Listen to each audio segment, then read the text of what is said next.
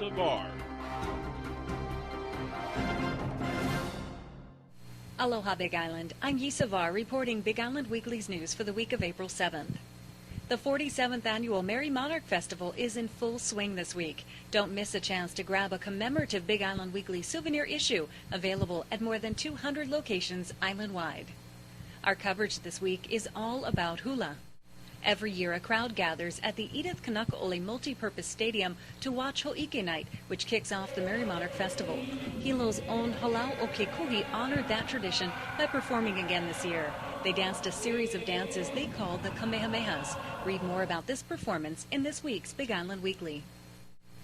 The Merrie Monarch Festival is all about honoring traditional Hawaiian customs and ways of life. Today's beautiful hula attire is symbolic of days past. Traditionally, kapa, a fabric that was made by Native Hawaiians from certain trees and shrubs, would have been used for the attire. Because of limited plant resources and the immense amount of time involved, kapa is not used much in modern days. Read more about the origins of kapa in this week's Big Island Weekly. Costuming is an important part of the equation for judges of the Merrie Monarch Festival. Halau are scored on the presentation of their costumes and on whether the costumes are accurate to the time, era, and content of the mele. The halau are also judged on whether the costumes stay together. If the clothing or lei fall apart or off the dancer, points are marked off. Costuming, color, and style are the choice of the kumu hula. The kumu is inspired by the mele to create an outfit that complements the story being told. Read more on the origins of hula costuming in this week's Big Island Weekly. A big component of the Merrie Monarch Festival is the artwork involved. This year symbolized a passing of the artistic torch. After 6 years of creating the official image of the poster of the Merrie Monarch Festival, Nelson Makua, director of the Merrie Monarch Invitational Hawaiian Arts Fair, stepped down to allow for another local talent to have a chance. Rod Cameron was selected by the Merrie Monarch Committee as this year's artist. Cameron is a renowned local artist who primarily does oil painting. Catch a glimpse of his artwork and read more about him in this week's Big Island Weekly. This week, Aina Aloha Ioni's Hawaiian Views column, which is written in both English and Hawaiian, explores how a society was denied its culture. Although the hula is widely celebrated now, it wasn't always that way. When the missionaries arrived in Hawaii, they called the hula a lascivious form of entertainment.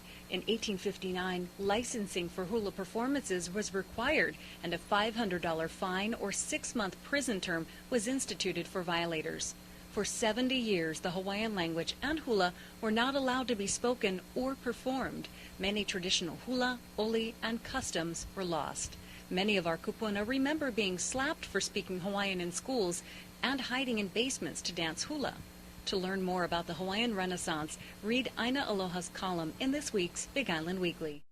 It's new, it's fresh, expressive journalism with big ideas. Big Island Weekly is innovative and cutting edge, empowering readers to create positive change. Big Island Weekly offers island-wide distribution at more than 200 locations, and it's free. With Big Island Weekly, there are no boundaries. It's everywhere you are on the Big Island. Big Island Weekly, an alternative publication for positive change. Big Island Weekly, see the difference. It's free. BigIslandWeekly.com. The conch shell blew around 7 a.m. on Saturday, April 3rd, triggering the 140 Macathon runners to begin the race. The 5 and 10K course ran along the government road between Napopo and Hononau Pier. For the 29th year in a row, the oldest road race in the state helped to raise money for Keua Honaunau Canoe Club. The Macathon has been a pre-Easter tradition for years. Read more in Hadley Catalano's report in this week's Big Island Weekly.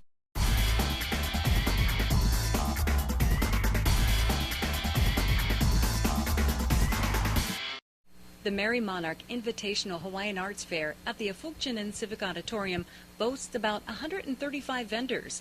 The fair runs consecutively with the Merrie Monarch Festival. The majority of these fine crafts were created right here on Hawaii Island. Read Big Island Weekly for hours and highlights of this year's fair. In anticipation of another summer filled with song, dance, and theater, the Hawaii Performing Arts Festival, HPAF, offers the public a seasonal sample in a celebration of spring. The Sunday afternoon fundraiser concert on April 11th will be held at the home of James Monk in Captain Cook at 2 p.m. Tickets for A Celebration of Spring are $40 and there is a 50-person limit. Call 333-7378 or visit hawaiiperformingartsfestival.org. And that concludes Big Island Weekly's news for the week of April 7th. Check us out at BigIslandWeekly.com, YouTube, Facebook, MySpace, and Twitter. Pick up a print edition of Big Island Weekly at more than 200 locations island-wide. We leave you now with a look at more community calendar events. Mahalo for watching, and we'll see you next week.